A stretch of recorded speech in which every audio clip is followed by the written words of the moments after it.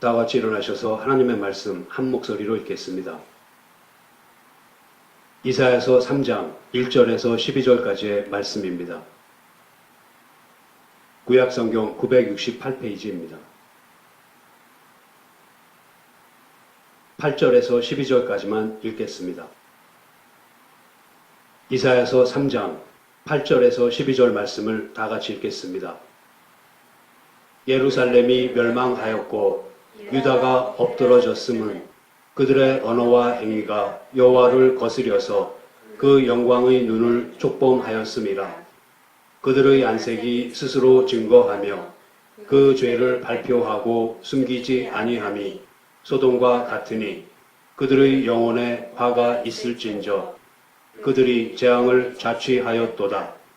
너희는 의인에게 복이 있으리라 말하라. 그들은 그 행위의 열매를 먹을 것이미요. 악인에게는 화가 있으리니 화가 있을 것은 그 손으로 행한 대로 보응을 받을 것임이니라. 내 백성을 학대하는 자는 아이요 관할하는 자는 부녀라. 나의 백성이여 너희 인도자가 너를 유혹하여 너희 다닐 길을 회파하느니라. 아멘.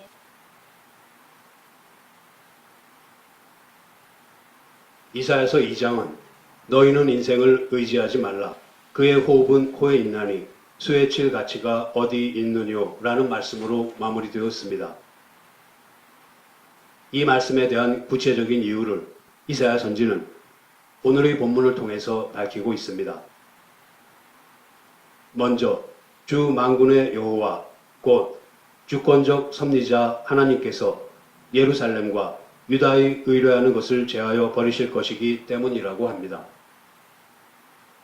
주 만군의 여호와께서 제하여 버리실 것은 우선 인간의 생존에 필수적인 양식과 물입니다.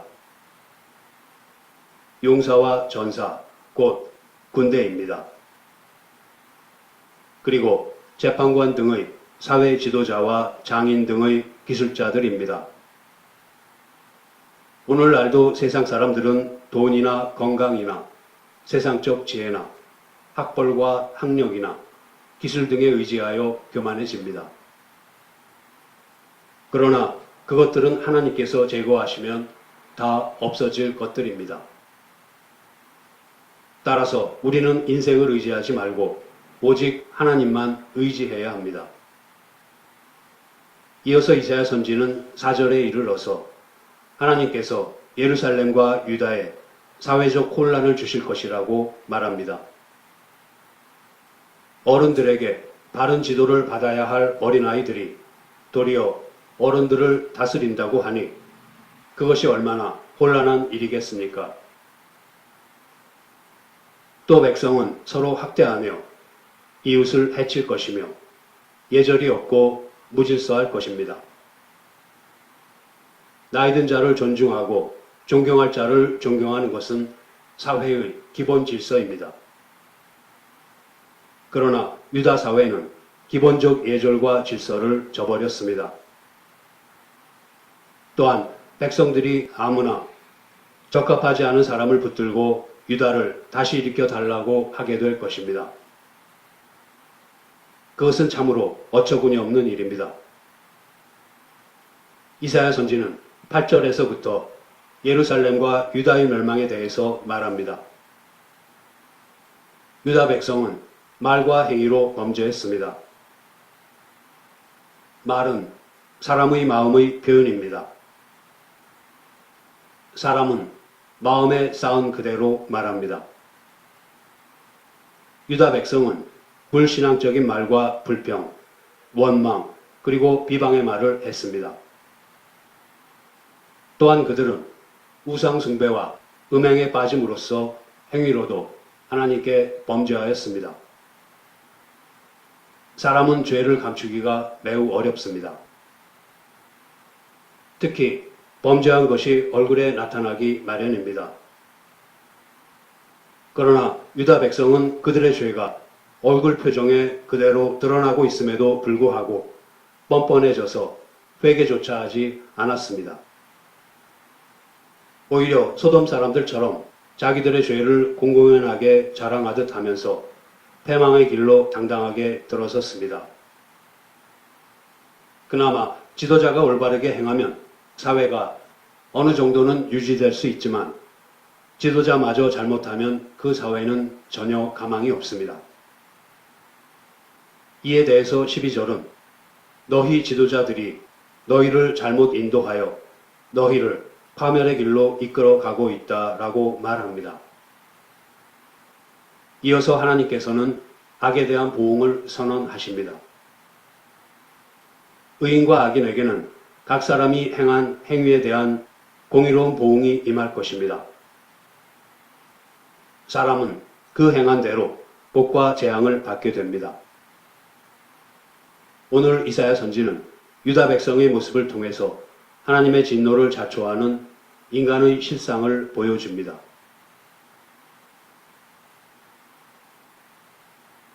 우리에게 있어서 하나님의 진노 아래에 있다는 것보다 더 중요하고 심각한 문제는 없습니다.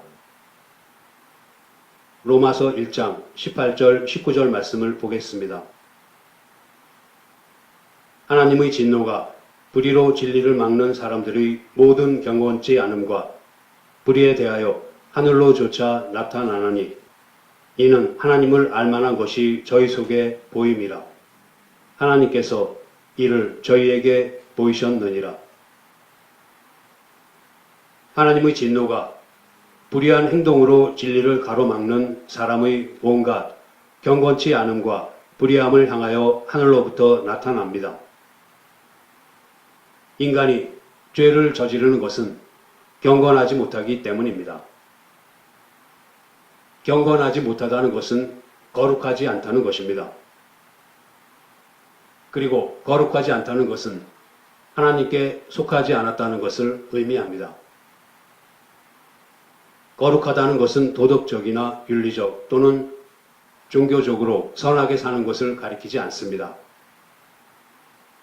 하나님을 위해 구별된 것, 곧 하나님께 속한 것을 거룩하다고 말합니다. 고린도 전후서를 보면 사도 바울은 자연인들보다도 더한 죄를 짓고 있는 고린도 교회 교인들을 서슴없이 성도라고 부릅니다. 성도는 거룩한 자들, 경건한 자들을 뜻합니다. 고린도 교회에는 분쟁이 있었고 음행하는 자들이 있었고 또 하나님께로부터 선물로 받은 은사를 자랑삼아 여러 가지 잘못을 저지르는 일이 많이 있었습니다. 그럼에도 불구하고 사도 바울은 고린도 교회 교인들을 성도라고 불렀습니다. 이것으로부터 우리는 경건하다는 것이 도덕적 그리고 윤리적 상태를 넘어서서 하나님과 관계를 맺고 있느냐, 그렇지 않느냐 하는 문제에 의해서 결정된다는 것을 잘 알 수 있습니다.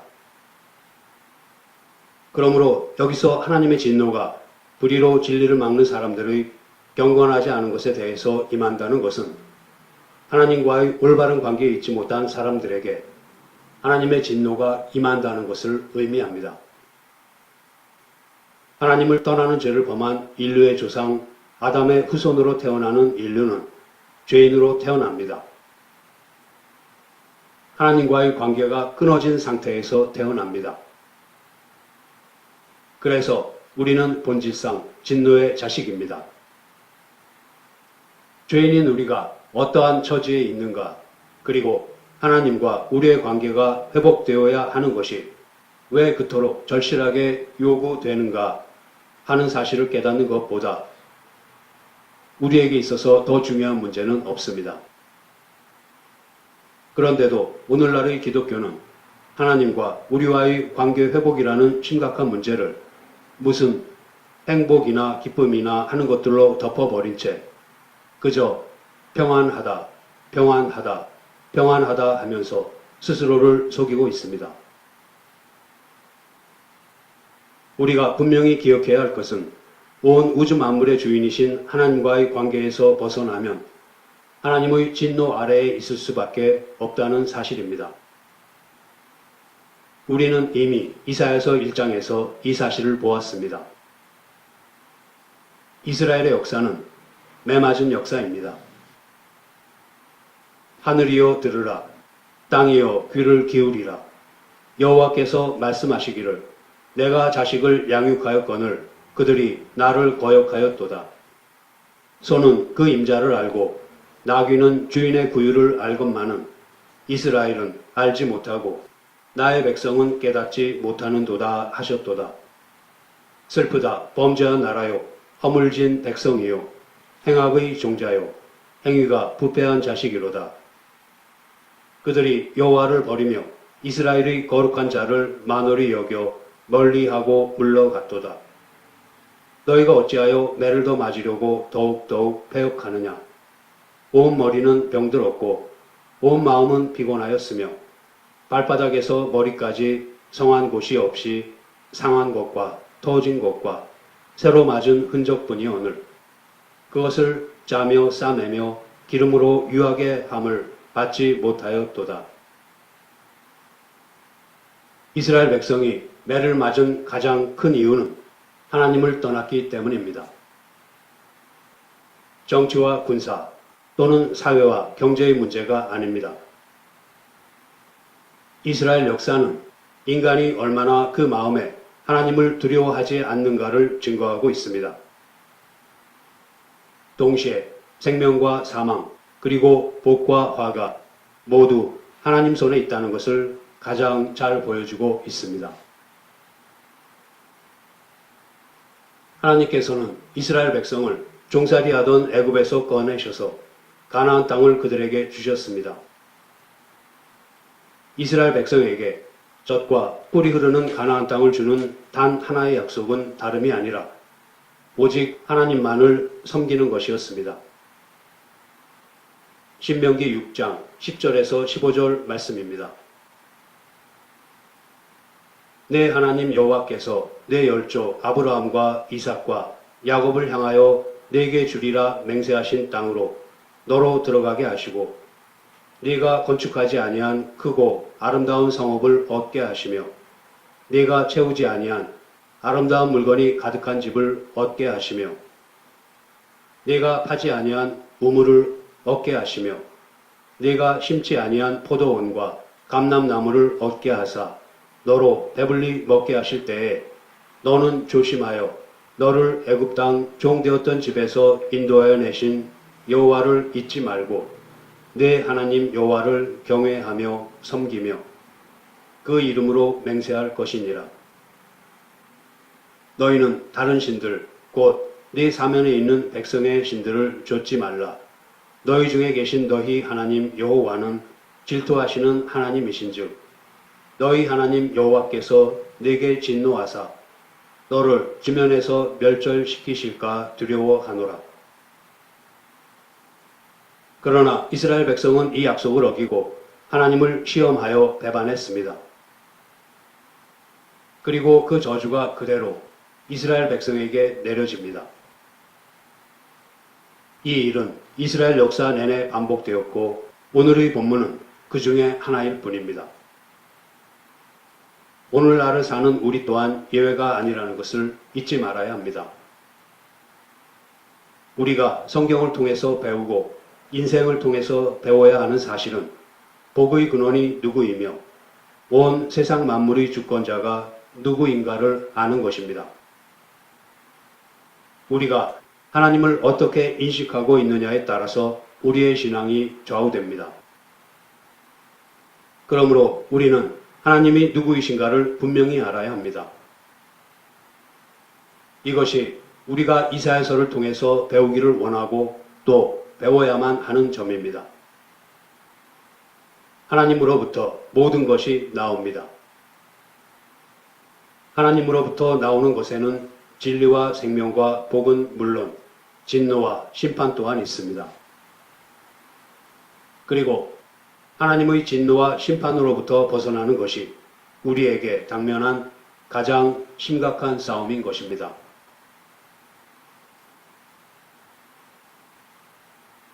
하나님께서는 유월절 어린 양의 피를 통해서 이스라엘을 비참한 종의 상태에서 구원하셨습니다. 그리고 그들을 따로 구별하여 사랑의 언약 관계에 들어감으로써 하나님의 특별한 소유로 삼으셨습니다. 이스라엘 백성이 은혜의 계명을 잘 지켜 하나님에 대한 사랑을 드러내면서 생활에 필요한 것들을 구하면 하나님께서는 얼마든지 그들의 간구를 들어주실 것이었습니다. 그것과는 달리 이스라엘이 그들을 구원하신 하나님을 버리고 다른 신을 찾아간다면 여호와의 언약을 저버리는 것이며 여호와를 미워하는 것입니다. 성경은 이 내용을 나 여호와 너희 하나님은 질투하는 하나님인즉 나를 미워하는 자의 죄를 갚되 아비로부터 아들에게로 3, 4대까지 이르게 하거니와 나를 사랑하고 내 계명을 지키는 자에게는 1000대까지 은혜를 베푸느니라 라는 말씀에 담고 있습니다. 하나님께서는 하나님의 말씀에 순종하지 않고 우상을 만들고 섬기는 사람을 가리켜서 나를 미워하는 자라고 하십니다. 질투하시는 하나님께서 그 잘못에 대해서 3, 4대까지 죄를 묻겠다고 하십니다. 질투는 단순히 시기심을 나타내는 것이 아니라 하나님께서 이스라엘 백성과 맺은 언약을 반드시 이루어 나가시겠다는 열심과 의지를 나타내는 것입니다. 무지한 우리들의 이해를 돕기 위해 그렇게 표현되었을 뿐입니다. 하나님께서는 질투한다는 표현까지 사용하시면서 그 백성과 맺은 사랑의 언약이 깨어지는 것을 몹시도 싫어한다고 말씀하셨습니다. 하나님께서 정하신 길에서 벗어나면 이미 하나님과의 관계는 깨어진 것입니다. 본질적인 언약의 관계가 깨어진 것입니다. 바로 이러한 이유 때문에 하나님께서는 이스라엘 백성이 광야에서 금송아지를 만들었을 때에 그들을 진멸하시려고 하셨습니다. 여호와는 질투라 이름하는 질투의 하나님이라 라고 하시면서 이스라엘 백성을 모두 없애버리려고 하셨습니다. 그때 모세의 중보기도가 없었다면 그들은 질투하시는 하나님에 의해 소멸되고 말았을 것입니다. 그런데 나를 미워하는 자의 죄를 갚되 아비로부터 아들에게로 3, 4대까지 이르게 하거니와 라는 말씀을 자의적으로 해석해서 가계의 저주라는 잘못된 주장의 근거로 삼는 사람들이 있습니다. 그것은 부모가 잘 믿으면 자녀들이 복을 받고 부모가 잘못 믿으면 자녀들이 저주를 받는다라는 주장으로서 전혀 성경적이지 않습니다. 성경은 그 어느 곳에서도 당사자의 믿음에 관계없이 그의 조상들이 잘못한 것으로 말미암아 운명적이고 숙명적인 저주 아래 있다고 가르치지 않습니다. 예레미야 31장 29절과 30절 말씀을 보겠습니다. 그때 그들이 다시는 이르기를 아비가 신포도를 먹었으므로 아들들의 이가 시다하지 아니하겠고 신포도를 먹는 자마다 그 이가 심같이 각기 자기 죄악으로만 죽으리라. 이스라엘 백성은 포로로 잡혀가는 것이 자기들의 죄 때문이 아니라 조상들의 죄 때문이라고 생각했습니다. 그러나 하나님께서는 아들의 이가 신 것은 그 아비가 신포도를 먹어서가 아니라 아들 자신이 신포도를 먹었기 때문인 것과 같이 사람은 각기 자기의 죄악으로만 죽는다고 말씀하십니다. 다시 말해서 이스라엘 백성이 징계를 받는 것은 자기들과는 전혀 관계가 없는 조상들의 죄로 인한 운명적인 저주 때문이 아니라 바로 자신들이 하나님께 순종하지 않았기 때문이라는 것입니다. 한 군데를 더 보겠습니다. 에스겔서 18장 2절에서 4절 말씀입니다. 너희가 이스라엘 땅에 대한 속담에 이르기를 아비가 신포도를 먹었으므로 아들의 이가 시다고 함은 어찌미뇨. 나 주 여호와가 말하노라. 내가 나의 삶을 두고 맹세하노니 너희가 이스라엘 가운데서 다시는 이 속담을 쓰지 못하게 되리라. 모든 영혼이 다 내게 속한지라. 아비의 영혼이 내게 속함 같이 아들의 영혼도 내게 속하였나니 범죄하는 그 영혼이 죽으리라. 여기서도 아버지의 죄의 대가를 아들이 받거나 아들의 죄의 대가를 아비가 받는 일은 없다고 분명하게 밝히고 있습니다. 죄의 대가는 범죄하는 당사자가 치르는 것입니다. 우리는 3, 4대까지 그리고 1000대까지를 문자적으로 볼 것이 아니라 언약적으로 이해해야 합니다. 언약적이라는 말은 언제든지 하나님께 불순종하면 저주를 내리시고 순종하면 복을 주신다는 뜻입니다. 언약은 그 언약을 맺은 당사자에만 해당되지 않고 대를 이어서 그 효력을 미칩니다. 따라서 조상이 언약을 어기면 그 후손도 언약을 어긴 것이 되고 그에 대한 하나님의 진노는 당대뿐만 아니라 그 후 몇 대에 걸쳐 계속됩니다. 그와 마찬가지로 언약을 잘 지키면 그에 따르는 복도 그 후 몇 대에 걸쳐서 계속됩니다. 만일 하나님의 진노가 3, 4대까지 계속되었다면 그것은 후손들이 여전히 하나님께 불순종하였기 때문입니다. 그들이 순종했음에도 불구하고 조상과 함께 저주 아래에 있게 되는 것이 아닙니다. 후손들이 순종한다면 언제든지 조상에게 내려진 저주로부터 벗어날 수 있습니다. 이것이 바로 언약적 관계입니다. 이를테면 인류의 대표자로서 하나님과의 언약 관계에 있었던 아담은 선악과를 따먹음으로써 범죄했습니다. 그에 따르는 하나님의 저주는 전 인류에게 내려졌습니다. 그러나 여러분과 제가 지금 저주 아래에 있는 것이 아니라 복 가운데 있는 것은 그리스도 안에서 하나님께 순종했기 때문입니다. 이처럼 아비가 신포도를 먹은 것 때문에 그것을 먹지도 않은 아들의 이가 신 것이 아니라 아들 자신이 신포도를 먹었기 때문에 아들의 이가 신 것입니다. 마찬가지로 조상 대대로 언약적 복을 누려왔다고 해도 당사자가 불순종하면 1000대에 걸쳐 주시겠다는 복은 전혀 유효하지 않습니다. 여기서 저주의 3, 4대와 복의 1000대가 비교되는 것은 하나님께서는 그만큼 우리에게 저주가 아닌 은혜를 베푸시기를 원하신다는 것을 강조하기 위한 것입니다. 우리는 하나님이 우리를 이처럼 사랑하시는 그 사랑을 알고 또 믿고 있습니다. 참으로 하나님은 사랑이십니다.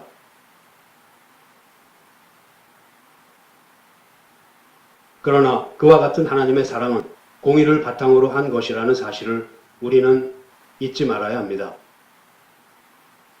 반드시 기억해야 합니다. 그러므로 하나님의 진노가 여전히 불의로 진리를 막는 사람들, 곧 죄인들에게 나타납니다. 그들의 죄는 바로 경건하지 않다는 것입니다. 모든 불의한 것은 경건하지 않은 것에서 비롯됩니다. 그러므로 우리는 결과로 드러나는 죄를 짓는 것, 곧 불의해진 것보다는 그렇게 될 수밖에 없는 원인을 더 심각하게 생각해야 합니다. 그 원인은 다름이 아니라 죄를 지을 수밖에 없는 사람이 된 것, 곧 경건하지 않은 사람이 된 것입니다. 그렇다면 죄인이라는 말은 우선적으로 경건하지 않은 것, 다시 말하면 하나님과의 관계가 회복되지 않았다는 것을 의미합니다. 따라서 어떤 죄를 지었는가 하는 것은 2차적인 문제에 불과합니다. 여러분은 경건이라는 말을 어떻게 이해하고 있습니까? 웨스트민스터 소유리문답 제1문을 보겠습니다. 사람의 주된 목적이 무엇입니까? 하고 물으니 사람의 주된 목적은 하나님을 영화롭게 하는 것과 영원토록 그분을 즐거워하는 것입니다. 하고 대답합니다. 이처럼 하나님께서 우리에게 무엇인가를 해주셨기 때문이 아니라 하나님을 기뻐하고 즐거워하는 것을 경건하다고 합니다. 따라서 경건하지 않다는 것은 하나님을 기뻐하고 즐거워하거나 하나님의 영광을 소원하지 않는 모든 것을 의미합니다. 그래서 하나님과의 관계가 끊어진 다음에는 불의한 짓을 할 수밖에 없는 것입니다. 하나님으로부터만 생명이 오고 진리가 오고 지혜가 오며 의가 오고 선이 옵니다. 따라서 하나님과 단절된 인간은 혼자서 그 어떤 것도 만들어내지 못합니다. 그런데도 인간은 하나님 없이도 자기 혼자서 충분하다고 생각합니다. 그것이 바로 죄입니다. 그것을 다른 말로는 인본주의라고 부릅니다. 이 죄의 본질을 창세기 3장 인류가 최초로 범죄하는 장면에서 찾아볼 수 있습니다. 그것은 하나님과 동등하게 되고자 하는 욕망입니다. 죄의 본성으로서 우리가 다 공통적으로 가지고 있는 공통적인 성향입니다. 하나님에게 마저도 복종하기 싫은 마음입니다. 자기 문제는 자기 혼자서 해결하겠다고 생각하는 마음입니다. 하나님을 떠나서 추구하는 의와 선은 자기 자랑에 불과합니다. 경건하지 않은 자들에게 임하는 하나님의 심판은 매우 혹독합니다. 성경은 그 심판이 극렬한 풀무불 같을 것이며 진노의 포도주 틀을 밟는 것과 같으리라고 합니다. 하나님의 진노와 심판을 이처럼 잔인한 표현으로 묘사하는 의도는 인간이 짓고 있는 죄가 얼마나 심각한 것인가를 설명하기 위해서입니다. 인간은 자기가 저지르고 있는 죄에 대해서 무감각하고 그 실상을 보지 못하는 경향이 있습니다. 옳고 그른 것을 분별하지 못하는 정도가 아니라 본성상 하나님을 싫어하고 반대합니다. 인간의 실상에 대한 성경의 설명입니다. 에베소서 4장 17절에서 19절 말씀을 보겠습니다. 그러므로 내가 이것을 말하며 주 안에서 증거하노니 이제부터는 이방인이 그 마음의 허망한 것으로 행함같이 너희는 행하지 말라. 저희 총명이 어두워지고 저희 가운데 있는 무지함과 저희 마음이 굳어짐으로 말미암아 하나님의 생명에서 떠나 있도다. 저희가 감각 없는 자 되어 자신을 방탕에 방임하여 모든 더러운 것을 욕심으로 행하되 인간은 허망합니다. 허망하다는 것은 일정한 목표와 목적이 없다는 것을 의미합니다. 하나님을 떠나서 허망해진 인간은 진리에 대한 인식이 없습니다. 그러므로 하나님을 떠나서 허망해진 인간은 그저 자기의 소견에 옳은 대로 살아갑니다. 하나님께 순종해야 한다는 총명함이 어두워져서 욕심대로 살아갑니다. 그리고 그 마음이 그대로 굳어져 버렸습니다. 죄는 지으면 지을수록 점점 더 대담해지고 그것에 사로잡히기 마련입니다. 이것은 단지 자연인에게만 해당되는 이야기가 아닙니다. 우리가 신자가 된 이후의 우리의 삶을 돌아본다면 죄의 본성과 행위가 여전히 우리 안에 얼마간 남아있다는 사실에 놀라게 되고 또 그것이 여전히 우리에게 다소나마 영향력을 행사하고 있음에 다시 한번 놀라게 됩니다. 그런데 사람들은 이처럼 혹독한 하나님의 진노와 심판이 마지막 날에만 내려질 것이라고 여깁니다. 많은 신자들 또한 그렇게 생각하고는 합니다. 눈으로 보고 피부로 느끼는 것처럼 그렇게 나타나고 있지 않기에 성경이 경고하는 말씀에 귀를 기울이고 있지 않습니다. 우리는 신자들에 대한 보상과 자연인들의 악하고 불의한 행동에 대한 보응이 당장 이루어지고 있지 않은 현실 때문에 신앙생활에 많은 어려움과 갈등을 느끼고는 합니다. 그러나 신자는 이미 이 땅에서 예수 그리스도 안에서 세상이 주지 못하는 것들을 맛보며 살고 있습니다.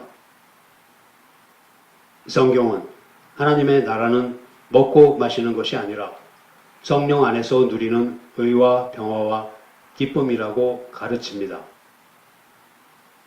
이와 같은 맥락에서 경건하지 않은 사람들은 지금 이 땅에서 이 순간에도 하나님의 진노와 심판 아래에 있는 것입니다.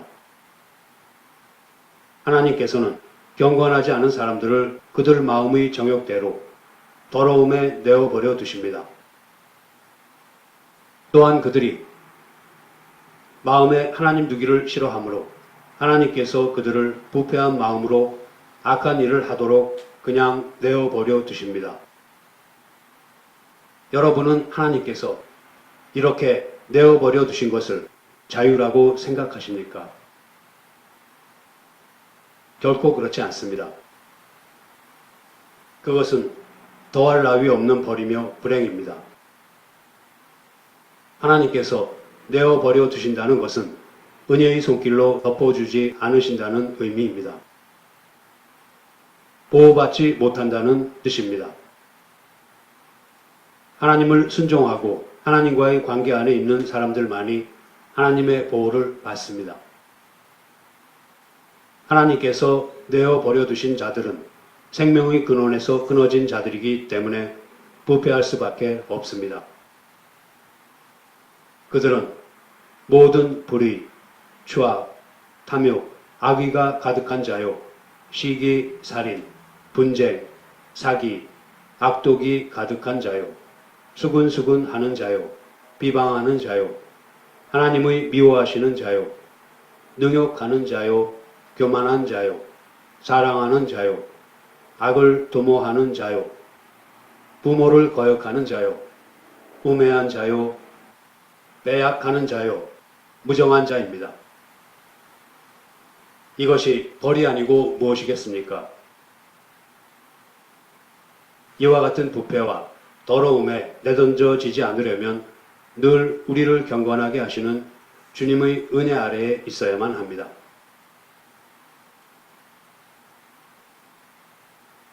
이제 말씀을 마치겠습니다. 오늘의 본문은 유다에 대한 심판과 멸망의 말씀입니다.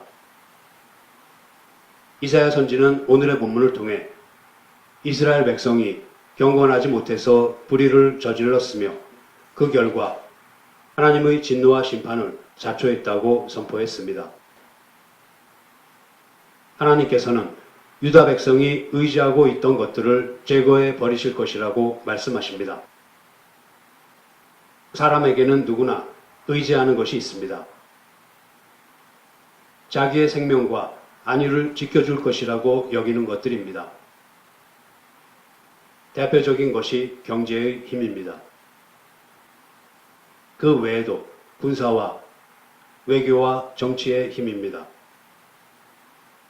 심지어는 점을 치기도 하고 우상에게 절하며 종교의 힘을 빌리기도 합니다. 그러나 그것이 망하는 길이라는 것을 전혀 모릅니다.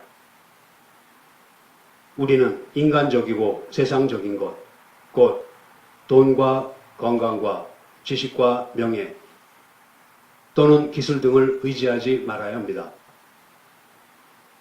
왜냐하면 하나님께서는 우리와 하나님과의 관계를 방해하고 우리를 경건하지 않게 만드는 그런 것들을 다 없애실 것이기 때문입니다. 우리는 하나님만 의지하고 하나님의 약속의 말씀만 믿고 지켜야 합니다.